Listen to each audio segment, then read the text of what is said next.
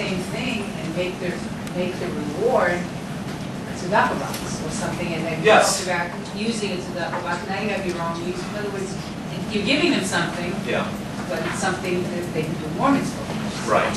And especially when you're in third grade, it's very hard to understand the concept of contentment. And we actually spent some time talking about contentment. Samantha Falco, this idea that we should be happy with what we've got. Well, it's kind of hard. It's hard to explain that to a third grader when their friends have the most recent video game and you don't. But if we can somehow encapsulate that in a physical way, and to give a tzedakah box, or to give something physical that's tangible for a third grader, that they understand that there is a reward that's not necessarily ice cream or a toy. I think that's a really nice goal. It's a nice goal. Yes? Do you need the parents to buy into this program? Because they're also role models. How do you do that? That's hard. That's hard. I teach for a religious school on Monday nights during the week, and it's one of the most frustrating experiences that the parents are almost completely absent from the experience. The parents are not interested in what we're doing. I haven't even met the parents because it happens to be a community where they have other people dropping their kids off, and there's sort of this real distance between myself and the school and the parents. So what do? You try. You send letters, and certainly in the teacher's guide that's coming out in December, there's going to be opportunities to send letters home to the parents, to invite them in, literally, to send home exercises with them, to work at home as a family. But what do you do if you don't have that involvement? Well, you have the kids model that behavior for their families. They've learned something, they're going to bring it home, and they're going to show their family, and they're going to show their parents, hey, I learned that it's important to be a good person, and that I'm going to do something good for you. And that's powerful at home. Do we need to have the parents buy into it? I hope so. I hope it does.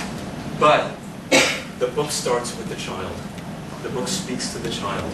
Hopefully it'll speak to them in such a way that it will resonate.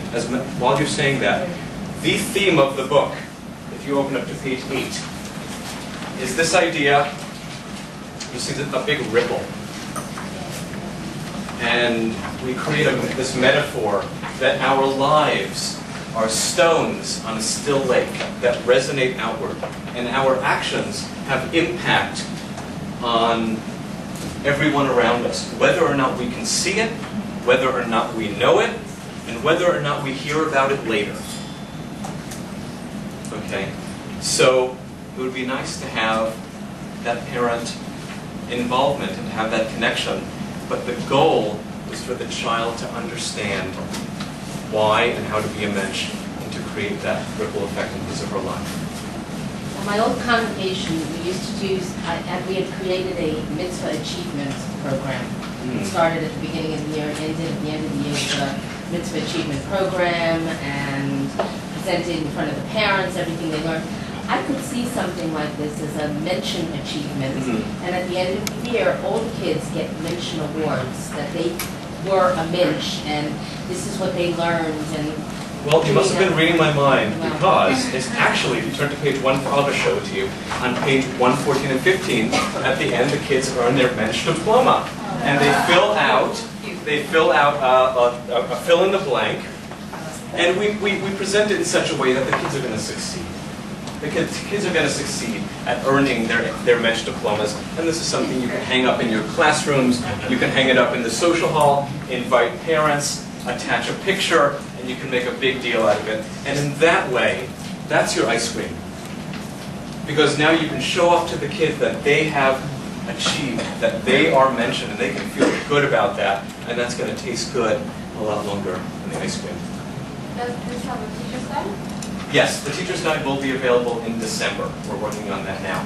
But the last thing, I'm glad you brought that up, because the last point that I wanted to make in terms of how this will help you is the book is what I call self-starting.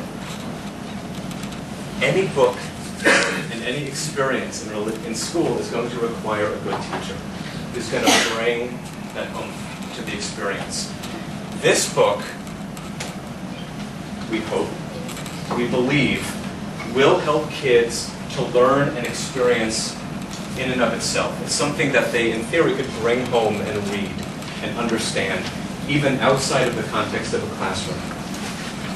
A teacher will bring a lot to the table, and a teacher will be important, classmates will be important, but the book will run itself, so to speak. So it will hopefully make life easier for you as the director, as the teacher, to have the kids experience the book fully, because it invites kids to participate in a very direct way.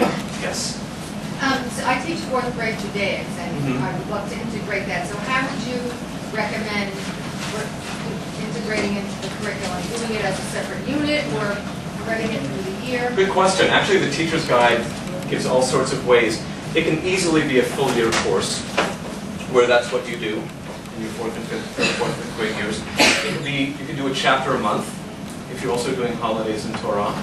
It's something that you can.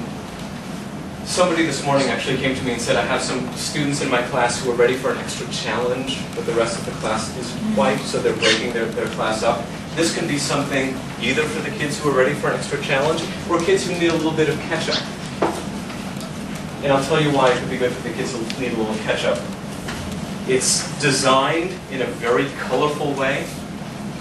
It's got this little cartoon character whose name is Izzy Iskowitz. Here's Izzy. He is our little guide.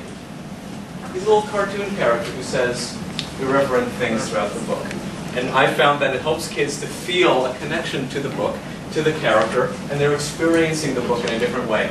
So, in terms of small group study, for kids who need some extra help, for kids who are ready for an extra challenge, as a year-long course, or as something every once in a while, you can certainly use the book in lots of different ways. Okay. Any other questions before we take a short tour through the book? Yes? Yes. We almost always, Behrman will almost always go out in the field, as we call it, and test it to make sure. And as a matter of fact, I tested this book in a number of different grades. I actually used this with 9th graders also, to see how they responded to it. And if they responded well, I asked them why. If they didn't respond well, I asked them why. And some things wound up on the cutting room floor because even for the older kids, it didn't hit home. And for me, it seemed that if the older kids couldn't understand it and experience it in a powerful way, then it shouldn't be in the book. So yes, it was piloted with all sorts of grades. Did you pilot it with third? I love third when you said third, but Well, you know, actually, I'll be honest. If you look at our catalog, it says 4th, 5th grade. And then people saw it and they said, I'm going to use this with my 3rd graders. They think it's most appropriate. And of course, every school is different. Some people have 3rd graders who are ready for it, some schools don't. So I'm saying 3rd through 5th grade, just because that's what people are telling me. Yes? I was going to say, coming from a secular reading background, readability looks like I'm just looking at the pictures across the 3rd grade. And it depends. You can take any book and adapt it to really anything. Right. Right. You can, I'm thinking of that. I can take ideas from that and adapt it to kindergarten and first grade. Yeah, and certainly with our older books, we recommend to teachers that they read passages aloud to their kindergartners and first graders. And certainly if you said to a kindergartner, in ancient times, the lev, heart, was thought to be the source of generosity. Why? Because just as the heart sustains the body, so is generosity is necessary to sustain the community. There's a couple of big words in there, and you might be able to explain it to them. But I think you can read it in such a way that even kindergartners and first graders can get it. So, okay, let's take a short tour through the book. I'm going to ask you to, and again, for people who don't have it, I'm going to hold